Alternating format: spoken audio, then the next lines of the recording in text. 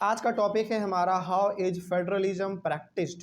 Federalism का मतलब आपको समझ में आ चुका है। अब इसका सिंपल सा मतलब होता है कि किसी भी कंट्री के अंदर पावर को डिस्ट्रीब्यूट कर देना, यानी कि पावर को शेयर कर देना ही हमारा कहलाता है फेडरलिज्म।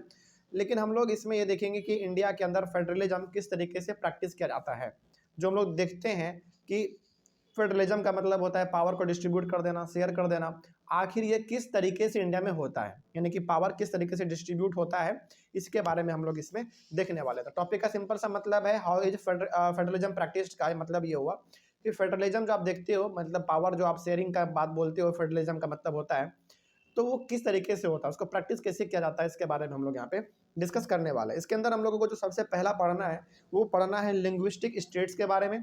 उसके बाद फिर पढ़ना है लैंग्वेज पॉलिसी के बारे में, और फिर उसके बाद पढ़ना है सेंटर स्टेट रिलेशंस के बारे में। ठीक है, उसके बाद फिर हमारा एक नया टॉपिक चालू होगा, दूसरा फिर आपका डिसेंट्रलाइजेशन इंडिया, ये हम लोग बाद में देखेंगे। लेकिन पहले इतना डिस्कस करते हैं। चलिए एक एक करके तीनों को डिस्कस कर लेंगे। पहला आपका है लिंग्विस्टिक स्टेट्स। इसमें क्या लिखा हुआ देखा जाए। लिंग्विस्टिक स्टेट्स का मतलब है कि स्टेट्स को क्रिएट करो उसके लैंग्वेज के आधार पे। जैसे एग्जांपल आपको देते हैं, पंजाब एक स्टेट है जहाँ पे पंजाबी सबसे ज़्यादा बोला जाता है। गुजरात ऐसा स्टेट है जहाँ पे गुजराती सबसे ज़्यादा बोला जाता है। महाराष्ट्र ऐसा स्टेट है जहाँ पे मराठी बहुत ज़्यादा बोला जाता है। उसी प्रकार से कर्नाटका में कन्नड़ बोला जाता है ना। तमिलनाडु में तमिल बोला जाता है। कहने का मतलब यह है कि हमारे इंडिया में से बहुत सारे स्टेट्स हैं जिनको लैंग्वेज के आधार पे बांट दिया गया है। ठीक है, आगे बढ़ते हैं। तो इसमें कहा जा रहा है पहले पॉइंट में, the creation of linguistic states was the first and a major test for Indian federation. अब देखो, जब हमारा देश आज़ाद हुआ ना, उस समय पे गवर्नमेंट के सामने जो सबसे बड़ी चुनौती आई वो ये आई कि यार इंडिया में तो हर आदमी अलग अलग जगहों पर रह रहा है, हर आदमी अपना अलग अलग लैंग्वेज बोल रहा है, तो क्यों ना लैंग्वेज के आधार पे स्टेट को डिवाइड कर दिया जाए, ताकि उस स्टेट में अधिकतर वैसे लोग रह सके जो कि एक प्रकार के लैंग्वेज बोलते हैं, उससे आसानी हो जाएगा। जैसे मान लीजिए आपका पंजाब, पंजाब एक ऐसा स्टेट जहाँ पे पंजाबी सबसे ज़्यादा बोला जाता है। इसका मतलब ये नहीं है कि वहाँ पे केवल पंजाबी ही चलता है, पंजाबी के साथ हिंदी भी चलता है, इंग्लिश भी चलता है, उर्दू भी चलता है, फारसी भी चलता है, बहुत लैंग्वेज चलते हैं वहाँ पे। लेकिन मेजर क्या है वहाँ का, पंजाबी है। तो जब हमारा देश आज़ाद हुआ तो गवर्नमेंट के सामने जो सबसे पहला चुनौती आया वो ये आया कि इंडिया को क्या कर दो, अलग अलग स्टेट्स के रूप में बांट दो, और उस स्टेट्स में बेसिकली वैसे लोग रहेंगे जो उस लैंग्वेज को सबसे ज़्यादा बोलते होंगे। तो ये पहला हमारा सबसे मेजर स्टेप था हमारे इंडिया को आगे बढ़ाने का। ठीक है, तो वही यहाँ पे लिखा गया था कि the creation of linguistic states was the first and a major test for Indian federation. Indian federation का मतलब क्या है, इंडिया का जो सिंपल सा आप देखते हो इतना सारा स्टेट्स है, सभी को आपस में मिला जुला के आगे लेके चलना है। तो इसका सबसे पहला जो टेस्ट था वो था क्या, लिंग्विस्टिक स्टेट्स। ठीक है, मतलब कि स्टेट्स को लैंग्वेज के तौर पे बांट दो। ठीक है, आगे बढ़ते हैं।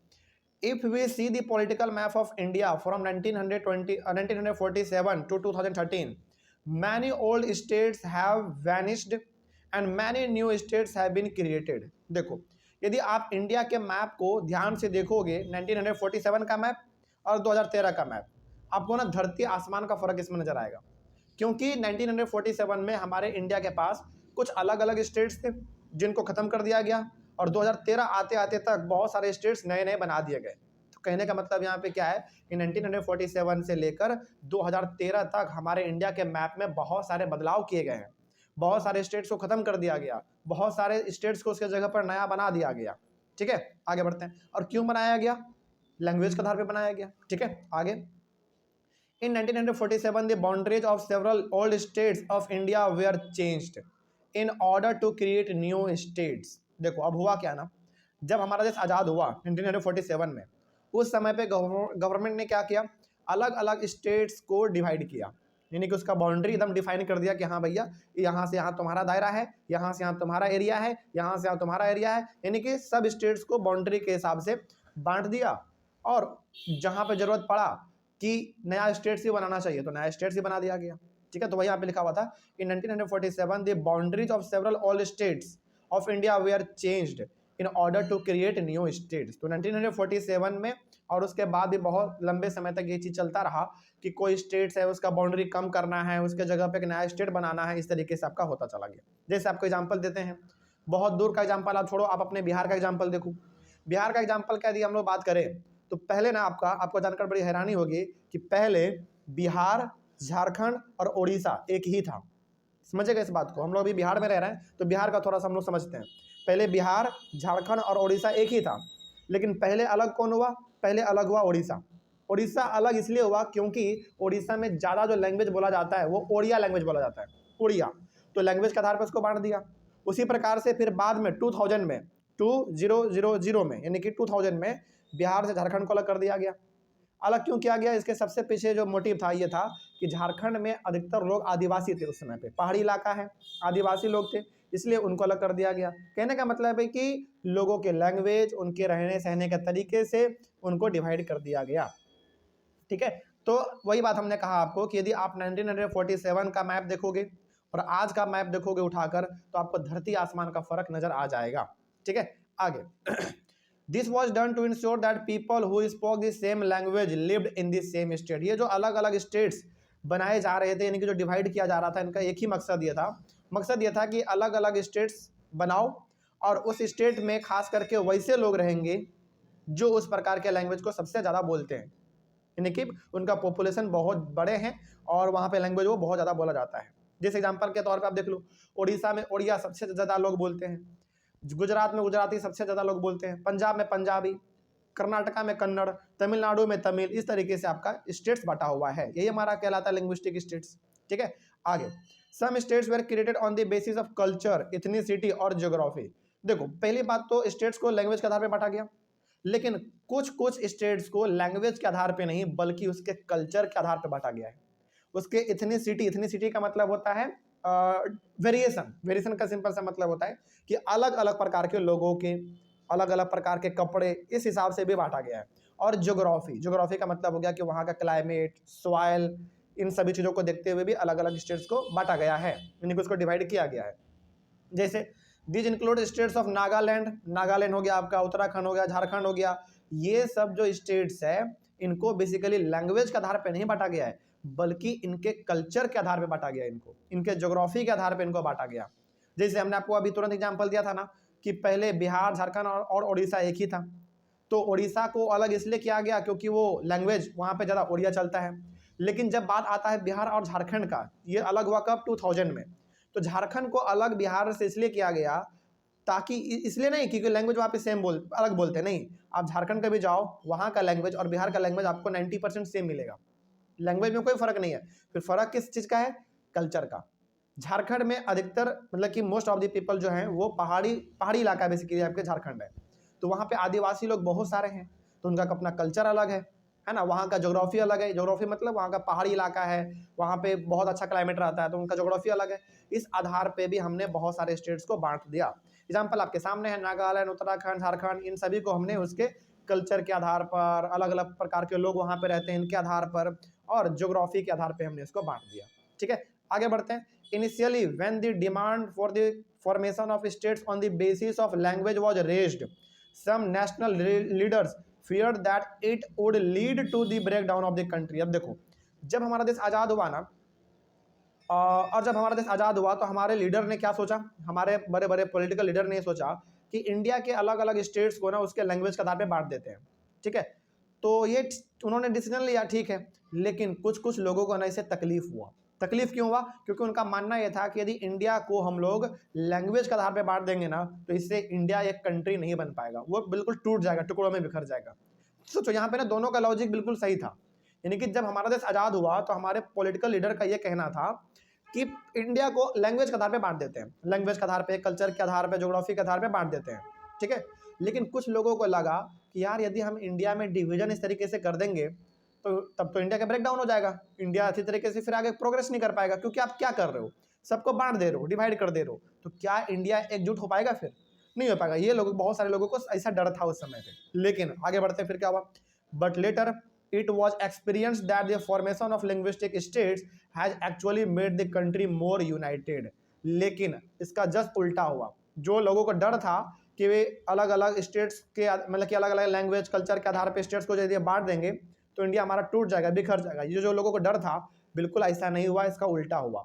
लैंग्वेज के आधार पर, कल्चर के आधार पर जब इंडिया को बांटा गया, अलग अलग डिवीजन कर दिया गया उसका, हमारा इंडिया और मजबूत बन गया। आप खुद सोचो जरा, एग्जाम्पल के तौर पर आप समझो, जैसे पंजाब में लोग पंजाबी बोलते हैं, कर्नाटका में कन्नड़ बोलते हैं, तमिलनाडु में तमिल बोलते हैं, बंगाल में बंगाली बोलते हैं, अलग अलग प्रकार का है। क्या ये सब अलग अलग प्रकार के लैंग्वेज तो बोलते हैं, लेकिन क्या ये सब इंडिया से बाहर है क्या? बिल्कुल नहीं, इंडिया ही में है हमारा। पहला बात ये हो गया। दूसरा बात देखो, यदि आप जो लैंग्वेज बोलते हैं, यदि आप वहां पे रहेंगे ना जहां पे कि आपका जैसा ही लैंग्वेज बहुत सारे लोग बोलते हैं, तो आप वहां पे ना एक बिल्कुल सिक्योर फील करते हैं। जैसे मान लीजिए, सपोज कीजिए कि आपको हिंदी बोलना अच्छा लगता है, लेकिन आप ऐसे ग्रुप में चल गए हैं कि जहां पे हजारों हजार बच्चे हैं और सब इंग्लिश बोलता है, क्या आपको वहां पे अच्छा लगेगा? बिल्कुल नहीं, आपको लगेगा कि कब यहां से भाग जाए। उसी प्रकार से जब आप वैसे जगह पे रहते हैं जहां पे कि आपके जैसे ही सारे लोग हैं, तो आपको अच्छा फील होता है।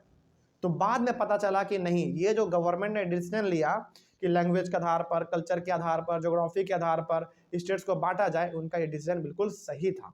हमारा इंडिया और मजबूत हो गया। ठीक है, आगे बढ़ते हैं।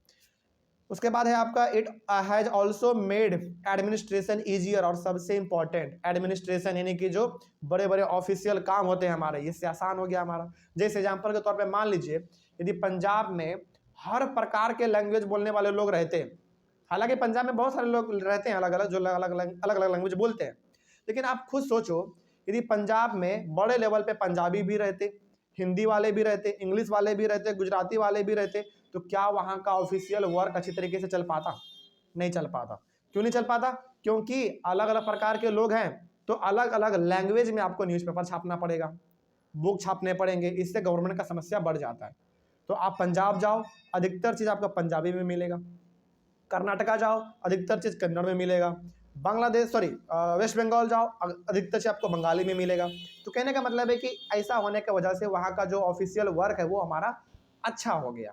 ठीक है, लोगों को परेशानी उतना नहीं होता है। ठीक है, आगे बढ़ते हैं। इस तरीके से हो गया हमारा लिंग्विस्टिक स्टेट्स वाला टॉपिक कंप्लीट। अगला है आपका लैंग्वेज पॉलिसी। चलिए इसके में देखते हैं क्या लिखा हुआ है।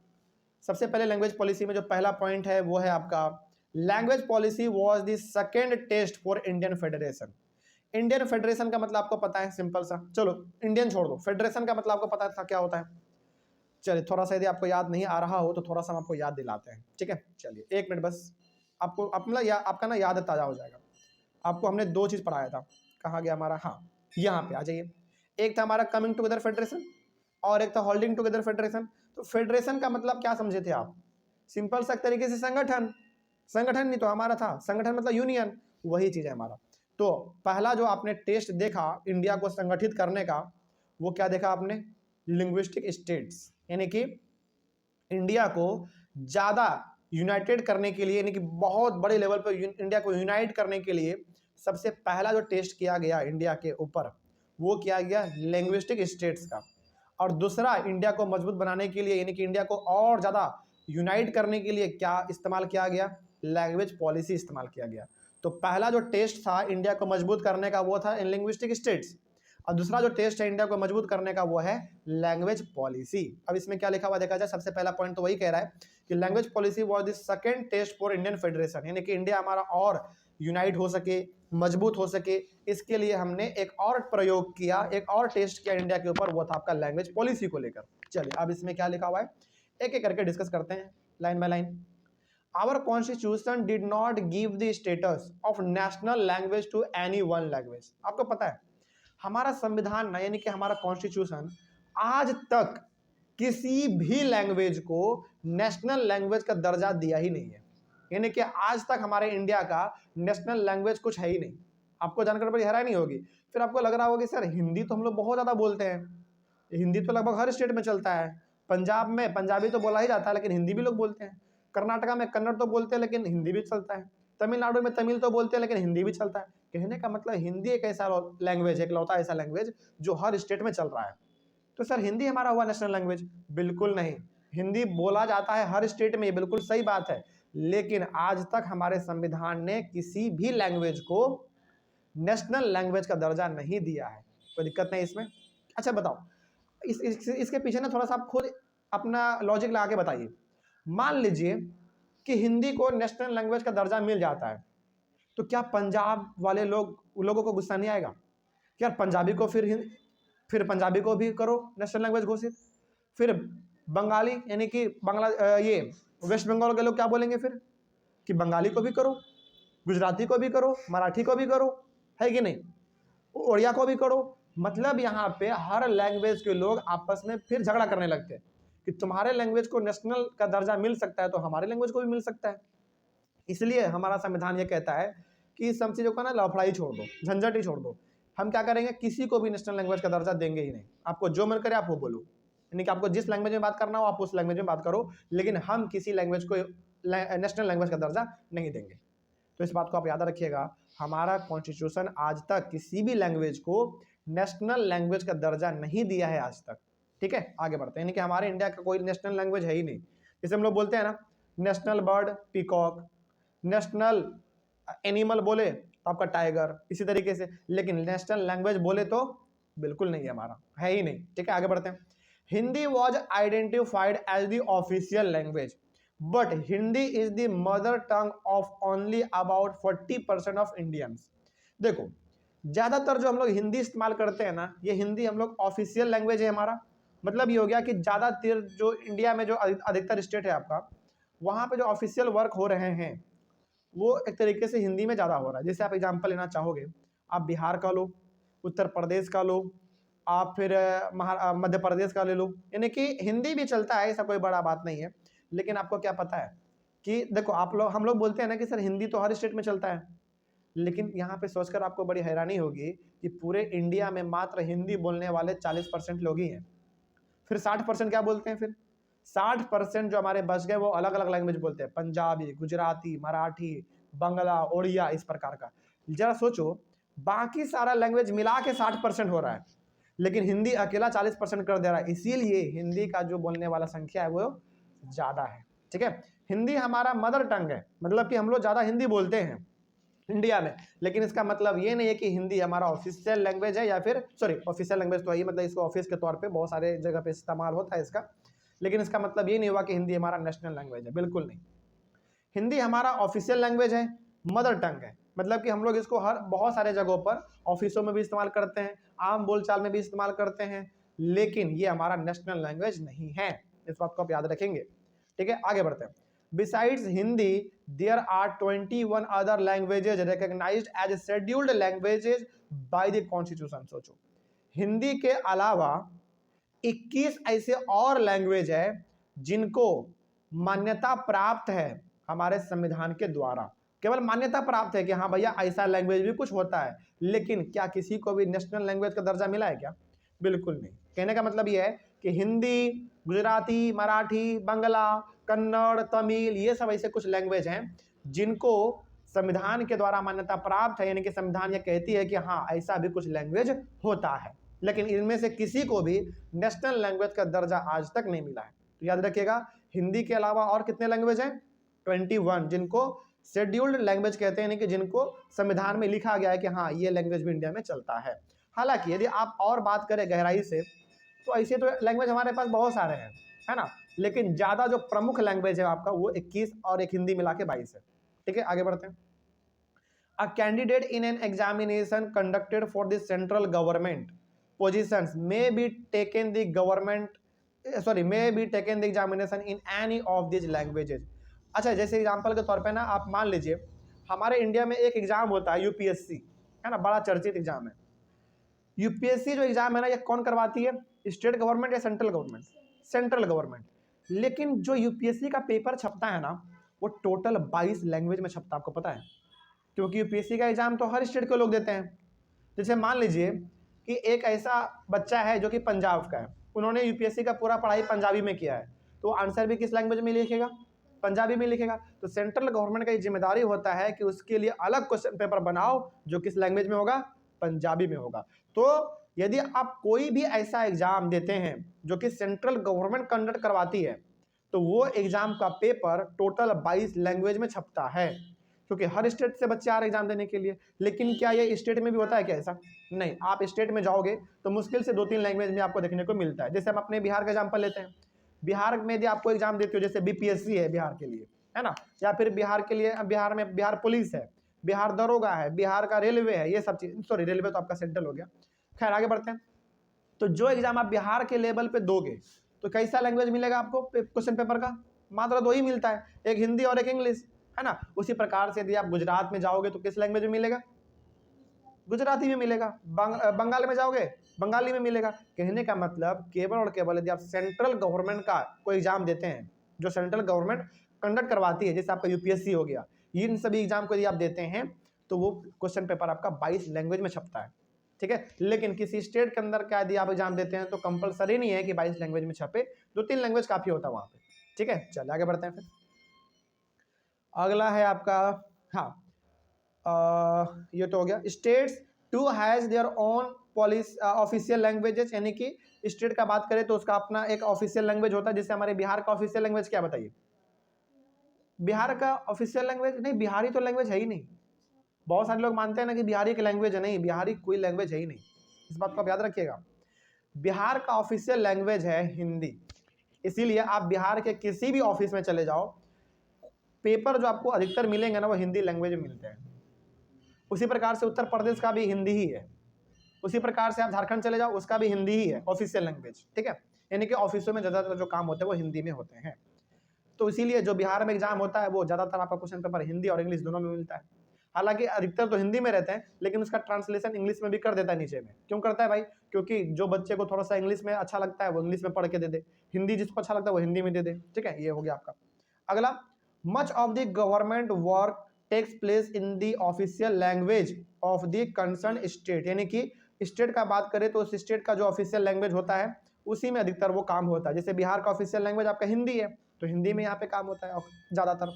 According to the constitution the use of English for official purposes was to stop in 1965। देखो अभी तक ना हम लोग केवल और केवल हिंदी के बारे में बात कर रहे थे, गुजराती, मराठी, बंगला, इन सब के बारे में बात कर रहे थे।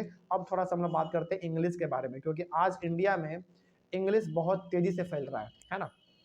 हर स्कूल लगभग इंग्लिश पढ़ा रहा है, चाहे वो स्कूल सरकारी हो या फिर प्राइवेट हो, चाहे वो यूनिवर्सिटी हो, कॉलेज हो, हर जगह पर इंग्लिश आपका चल रहा है। फिर इंग्लिश का क्या रोल है भाई हमारे इंडियन सोसाइटी पे, देखते हैं उसके बारे में क्या लिखा हुआ है।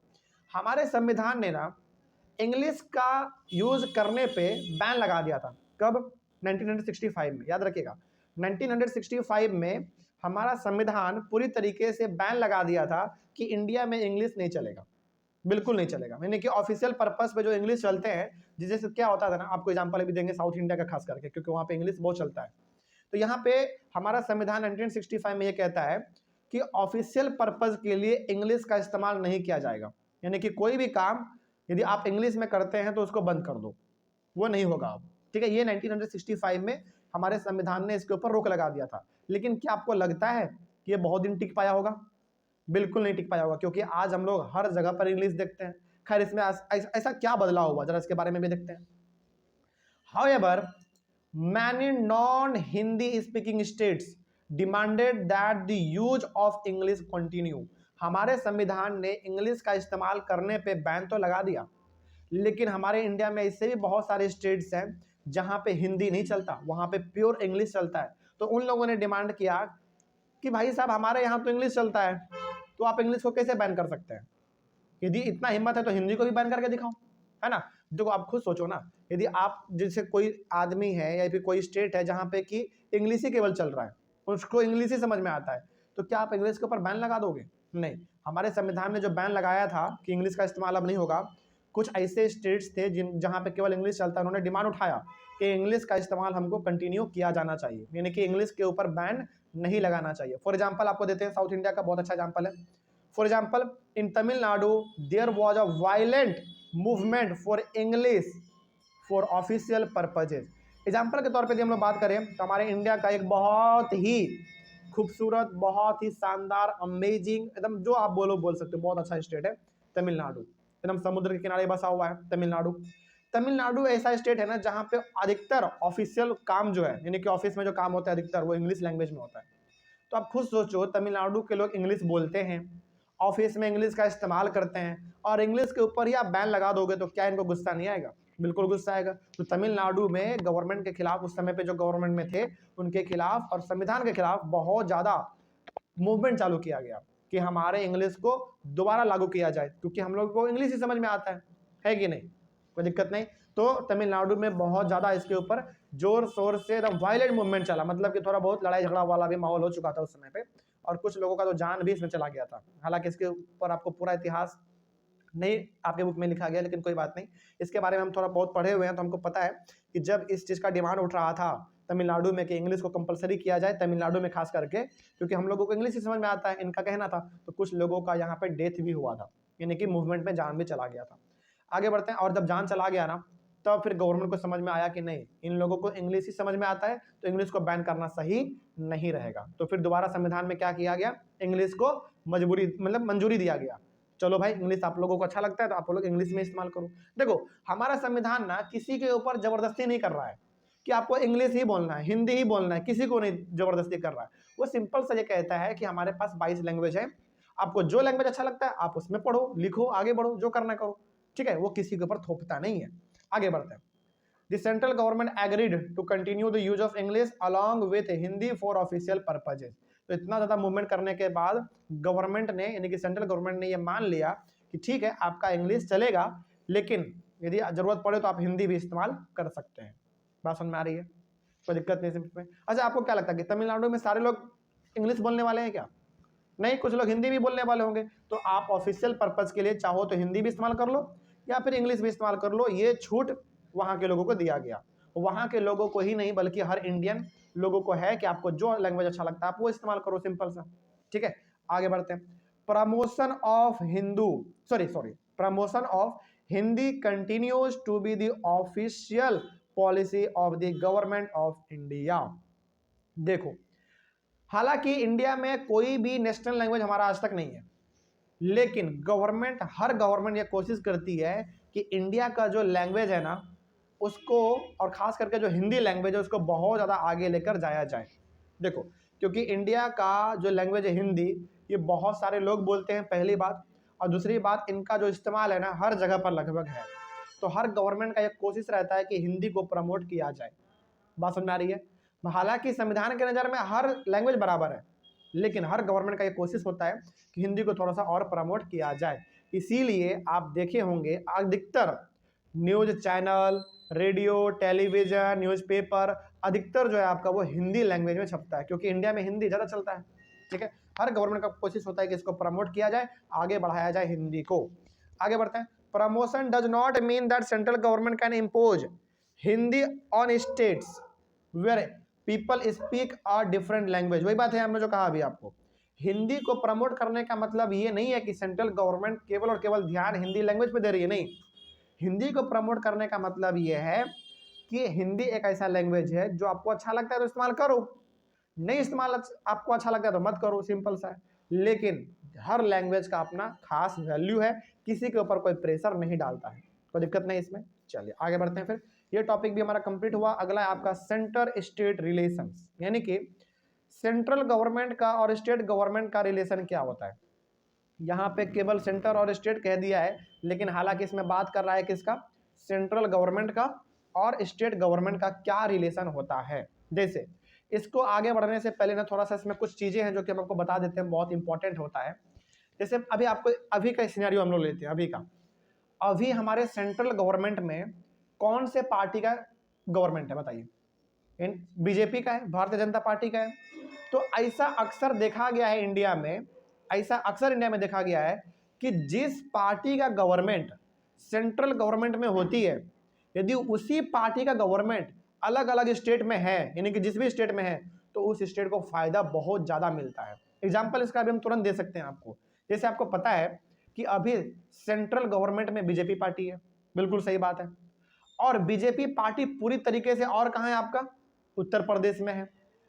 तो उत्तर प्रदेश को बेनिफिट बहुत मिलता है, किसके थ्रू मिलता है, सेंट्रल गवर्नमेंट से मिलता है। इसीलिए अभी आप देख रहे हैं उत्तर प्रदेश में एक के बाद एक लगातार बड़े बड़े दुनिया के बड़े बड़े बिजनेसमैन आ रहे हैं, वहां पे इंडस्ट्री लग रहे हैं, इन्वेस्टमेंट हो रहा है।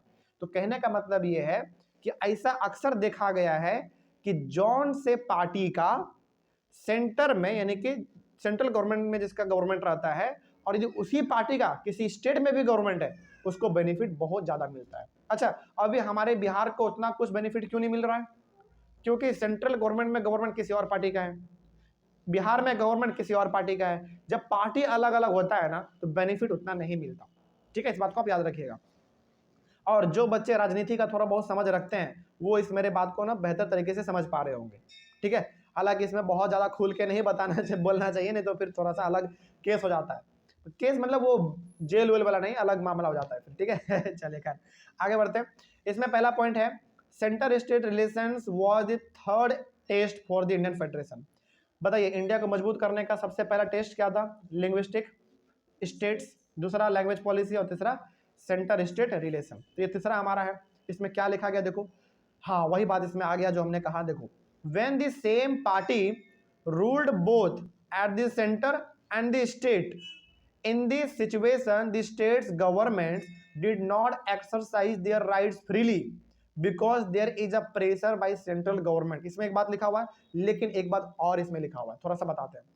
यानी कि जॉन से पार्टी का गवर्नमेंट सेंटर में रहती है, यानी कि सेंट्रल गवर्नमेंट में रहती है, और उसी पार्टी का यदि गवर्नमेंट किसी स्टेट में भी रहती है तो वो स्टेट ना पहली बात अपने से कुछ नहीं कर सकता। क्यों नहीं कर सकता? क्योंकि उसके ऊपर सेंट्रल गवर्नमेंट का प्रेशर रहता है। सेम पार्टी है तो प्रेशर ज्यादा रहता है। लेकिन ये भी आपको मानना पड़ेगा कि उस गवर्नमेंट का दोनों अलग अलग जगह पर रहना, सेम गवर्नमेंट का बेनिफिट भी बहुत मिलता है, ये भी आपको मानना पड़ेगा, ठीक है। खैर वही बात इसमें लिखा हुआ था। अगला, but when the different party ruled at the centre and the states, in this situation the central government tried to undermine the states governments. लेकिन मान लीजिए कि स्टेट गवर्नमेंट में जो पार्टी है वो अलग है और सेंट्रल गवर्नमेंट में जो पार्टी वो अलग है। यदि अलग, यानी कि यदि अलग अलग होता है ना, तो सेंट्रल गवर्नमेंट ये कोशिश करती है कि स्टेट गवर्नमेंट को दबा दिया जाए, उसको आगे बढ़ने ना दिया जाए। बात समझ में आ रही है? ये कब होता है? जब अलग अलग पार्टी रहता है, स्टेट में अलग पार्टी, सेंटर में अलग पार्टी। जब अलग अलग पार्टी रहता है तो सेंट्रल गवर्नमेंट ये कोशिश करती है कि स्टेट गवर्नमेंट को दबा दिया जाए, उनको उतना आगे बढ़ने का मौका ना दिया जाए। लेकिन यदि सेम गवर्नमेंट रहती है दोनों जगह पे, सेंटर में भी और स्टेट में भी, तो फिर स्टेट को बढ़ने का मौका बहुत मिलता है, क्योंकि डायरेक्टली सपोर्ट कहाँ से मिल रहा होता है? सेंटर से मिल रहा होता है डायरेक्ट, ठीक है। आगे, लेकिन प्रेशर भी बहुत रहता है उसके ऊपर, इस बात को आप याद रखिएगा। आगे बढ़ते हैं। अब कोलिजन गवर्नमेंट क्या होता है भाई, थोड़ा सा इसके बारे में भी समझो। कोलिजन गवर्नमेंट ना अपना, अच्छा आपने ना आम भाषा में एक शब्द सुना होगा, गठबंधन। गठबंधन का सरकार है ऐसा, मतलब गठबंधन टूट जाएगा, गठबंधन बहुत मजबूत है, इस प्रकार का शब्द आपने सुना होगा। उसी को हम लोग इंग्लिश में कहते हैं कोलिजन गवर्नमेंट। इसमें होता क्या है ना, एक्चुअली में जो स्टेटमेंट में लिखा हुआ तो हम लोग बाद में देखेंगे, लेकिन इसमें एक्चुअली में होता क्या है देखो, मान लो जैसे मान लीजिए कि दो पार्टी है और दोनों पार्टी आपस में हाथ मिला लेती है, यार चलो हम दोनों मिल के इस स्टेट को आगे बढ़ाएंगे। यानी कि जब दो अलग अलग पार्टी या फिर दो से ज़्यादा अलग अलग पार्टी आपस में मिल जाते हैं, हाथ मिला लेते हैं कि हाँ हम सभी मिल के स्टेट के तरक्की को आगे बढ़ाएंगे, उसी को हम लोग कहते हैं कोलिजन गवर्नमेंट, और हिंदी में कहते हैं गठबंधन का सरकार, ठीक है। अब इसमें क्या लिखा हुआ देखो, when no single party got a clear majority in the Lok Sabha और state assemblies, then national parties or regional parties had to enter into an alliance to form a government at the center or state. This is known as coalition government. अब देखो होता क्या है ना, मान लीजिए कि इलेक्शन हुआ और कोई भी पार्टी मेजोरिटी को साबित नहीं कर सका। देखो किसी भी स्टेट में या फिर सेंट्रल गवर्नमेंट में गवर्नमेंट कब बनती है? जब आपको बहुत ज़्यादा सपोर्ट मिला हो, बहुत ज़्यादा आप सीट जीत गए हो, बहुत ज़्यादा आपको मेजोरिटी में वोट मिला हो। लेकिन मान लीजिए कि किसी भी पार्टी को, चलिए मान लेते हैं हम ना अपने एग्जांपल बिहार का लेते हैं। मान लीजिए कि बिहार में चुनाव हुआ, बिहार में इलेक्शन हुआ और कोई भी पार्टी उतना सीट नहीं जीत पाया जितना कि गवर्नमेंट बनाने में चाहिए। यानी कि गवर्नमेंट में पावर में आपको आना है, गवर्नमेंट में आना है, तो उसके लिए कुछ अलग अलग प्रकार का क्राइटेरिया होता है भाई, कि आपके पार्टी में ज़्यादा वोट पड़े हो, आपके एमएलए ज़्यादा जीते हो, तभी जाकर आप गवर्नमेंट बना सकते हैं। लेकिन मान लीजिए एक ऐसा सिचुएशन कि कोई भी पार्टी क्लियर मेजॉरिटी साबित नहीं कर सका। इस सिचुएशन में क्या होता है? इस सिचुएशन में ये होता है कि अलग अलग पार्टी आपस में हाथ मिला लेती है कि हाँ भैया तुमको भी पूरा सीट नहीं मिला, हमको भी पूरा सीट नहीं मिला, हमको भी नहीं मिला, तो क्या हम सभी मिलकर क्या करेंगे, अलग अलग, मतलब कि तुम अकेला चाहोगे गवर्नमेंट बनाना तो नहीं बना पाओगे। क्यों नहीं बना पाओगे? क्योंकि तुम्हारे पास मेजॉरिटी नहीं है, तुम्हारे पास उतना वोट नहीं है। लेकिन यदि हम सब साथ में आ जाए, साथ में आने का मतलब है कि सबका वोट आपस में मिल गया, और वोट जब मिल जाता है तो मेजोरिटी हमारा अपने आप बन जाता है कि भाई हाँ वोट ज़्यादा मिल गया, क्योंकि अलग अलग प्रकार के पार्टी आपस में मिल जाते हैं। तब जाके हमारा जो गवर्नमेंट बनता है वही हमारा कहलाता है कोलिजन गवर्नमेंट। और इस तरीके से स्टेट में भी होता है और इसी तरीके से सेंटर में भी होता है, यानी कि सेंट्रल गवर्नमेंट में भी होता है सेम चीज। इसी को कहते हैं हम लोग कोलिजन गवर्नमेंट। यदि कोलिजन गवर्नमेंट को एक लाइन में हिंदी में समझाना हो तो कैसे समझाएंगे आप लोग? ऐसे समझाइएगा कि जब भी चुनाव होता है, यानी कि जब भी इलेक्शन होता है, यदि कोई भी सिंगल पार्टी कंप्लीट मेजोरिटी नहीं साबित कर सका गवर्नमेंट को फॉर्म करने के लिए, तो वो पार्टी अलग अलग पार्टी से हाथ मिला लेती है कि हाँ भैया हमको भी मेजोरिटी नहीं है, आपको भी मेजोरिटी नहीं है, तो हम सभी आपस में हाथ मिलाएंगे और फिर जाके गवर्नमेंट को फॉर्म करेंगे और अपने स्टेट को या फिर पूरे देश को चलाएंगे। तो जब ऐसा होता है, यानी कि अलग अलग पार्टी आपस में हाथ मिला लेती है गवर्नमेंट बनाने के लिए, चाहे वो स्टेट का बात हो चाहे सेंटर का बात हो, उसी को हम लोग कहते हैं कोलिजन गवर्नमेंट। सिंपल सा बात है, कोई दिक्कत नहीं इसमें। आगे बढ़ते हैं फिर। This lead to a new culture of power sharing and respect for the freedom of state government. और ये चीज ना बेसिकली किस चीज को दर्शाता है? एक तरीके से पावर के शेयर को ही तो दर्शाता है ना। जैसे मान लीजिए अलग अलग पार्टी आपस में मिल गई है और गवर्नमेंट बन रही है, तो ऑब्वियस सी बात है जो मिनिस्टर बनेंगे वो अलग अलग पार्टी के भी बनेंगे। जैसे मान लीजिए सपोज कीजिए कि आपका एक पार्टी था, ठीक है, और आप दूसरे पार्टी के साथ जाके मिल गए, आपने कोलिजन का गवर्नमेंट बना लिया, लेकिन आप क्या चाहोगे? आप ये चाहोगे कि 10 मिनिस्टर यदि आपके पार्टी से बनेंगे तो 10 मिनिस्टर हमारे पार्टी से भी बनेंगे, यानी कि पावर क्या कर दिया गया? शेयर कर दिया गया। चलो 10 मिनिस्टर तुम्हारे अंदर में और 10 मिनिस्टर हमारे अंदर में। तो ये कोलिजन गवर्नमेंट एक बहुत अच्छा फॉर्म है पावर शेयरिंग का, और इससे स्टेट गवर्नमेंट का जो फ्रीडम है वो बचा रहता है। कहने का मतलब है कि बहुत अच्छी तरीके से काम करती है। आगे बढ़ते हैं। लेकिन कई बार कोलिजन गवर्नमेंट सर का दर्द भी साबित हो जाता है। पता है क्यों? क्योंकि देखो कोलिजन गवर्नमेंट में होता क्या है, आप अलग अलग पार्टी को आपस में मिलाए हुए हो, तो हर पार्टी का ना माइंड अलग रहता है, उनका सोच विचार सब अलग रहता है। तो कई बार कोलिजन गवर्नमेंट अच्छा भी साबित होती है, तो कई बार कोलिजन गवर्नमेंट खराब भी साबित होती है और जल्दी वो टूट भी जाता है, क्योंकि विचार अलग अलग है सबके, है ना। थोड़ा सा मतभेद हुआ, थोड़ा सा कुछ अलग अलग हुआ, कुछ इधर कानाफूसी कर दिया, ये कर दिया, वो कर दिया, तुरंत पार्टी टूट जाता है, तुरंत गवर्नमेंट गिर जाता है फिर। ठीक है, खैर आगे बढ़ते हैं। The culture of coalition governments was supported by a major judgment of the Supreme Court। यानी कि ये जो कोलिजन गवर्नमेंट वाला जो कल्चर चल रहा है, इसको सुप्रीम कोर्ट भी सपोर्ट करती है। यानी कि ये सिस्टम ठीक है, बहुत अच्छा सिस्टम है, आप इसको आगे कंटिन्यू कर सकते हैं, इसको सुप्रीम कोर्ट भी इजाजत देती है ऐसा करने को। ठीक है, और सुप्रीम कोर्ट इजाजत दे रही है, इसका मतलब आप पूरी तरीके से इसको फॉलो कर सकते हैं। चलिए आगे बढ़ते हैं। Last point. So we can say that the federal power sharing is more effective today than it was in the early years after the constitution came into existence। अच्छा एक बात बताइए, ये जो कोलिजन गवर्नमेंट वाला सिस्टम है, क्या ये शुरुआत से था हमारे पास? क्या जब हमारा देश आज़ाद हुआ तो शुरुआत से था? नहीं, इसको बाद में लाया गया था। इसको हमारे संविधान में यानी कि कॉन्स्टिट्यूशन में बहुत ही बाद में ऐड किया गया था। तो हम लोग लास्ट पॉइंट के थ्रू ये कह सकते हैं कि पावर शेयरिंग जो है बेसिकली जो फेडरल पावर शेयरिंग है, जहाँ पे कि पावर अलग अलग फॉर्म में डिवीजन हो जाता है उसका, ये बहुत ही अच्छा एक साधन है अपने कंट्री को चलाने का और अपने तरक्की को आगे बढ़ाने का। बहुत अच्छा फॉर्म है ये, कोई दिक्कत नहीं इसमें, और इसको हमारा संविधान भी इजाजत देता है कि आप ऐसा कर सकते हैं। चलिए इस तरीके से हमारे टॉपिक भी पूरी तरीके से कंप्लीट हुआ। नेक्स्ट टॉपिक होगा हमारा अगले वाले क्लास में डिसेंट्रलाइजेशन इन इंडिया। ठीक है, चलिए मिलते हैं हम लोग अपने अगले वाले क्लास में। Thank you very much.